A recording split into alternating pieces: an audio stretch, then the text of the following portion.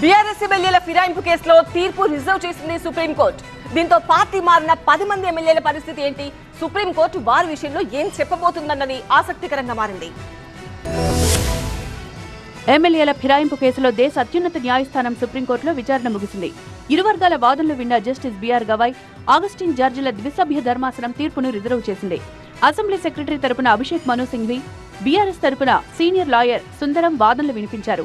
ఈ సందర్భంగా రాష్ట్రంలో ఉప ఎన్నికలు రావు అంటూ ఇటీవల అసెంబ్లీ వేదికగా సీఎం రేవంత్ రెడ్డి చేసిన వ్యాఖ్యలను బీఆర్ఎస్ తరపు లాయర్ సుందరం కోర్టు దృష్టికి తీసుకెళ్లారు. సీఎం మాట్లాడిన ఫుటేజ్ ని న్యాయమూర్తులకు చూపించారు. అదేవిధంగా 8 వారాల్లోగా తుది తీర్పు వెల్లడించాలని ధర్మాసనాన్ని కోరారు.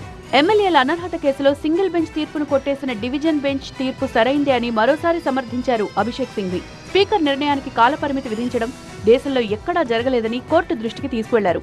సింఘ్వి వ్యాఖ్యలపై స్పందించిన జస్టిస్ బీఆర్ గవాయ్, మీ దృష్టిలో రీజనబుల్ టైం అంటే ఏంటి అని మరోసారి ప్రశ్నించారు. న్యాయవాదులు ఇలాంటి కేసుల విషయంలో వ్యవహరించే విధానం సరిగా లేదంటూ అభ్యంతరం వ్యక్తం చేశారు. అలాగే సీఎం వ్యాఖ్యలపైన సీరియస్ అయ్యారు. ఓ రాష్ట్రానికి సీఎంగా ఉండి కోర్టు పరిధిలో ఉన్న అంశంపై సంయమనం పాటించాల్సిన అవసరం లేదా అని కామెంట్ చేశారు.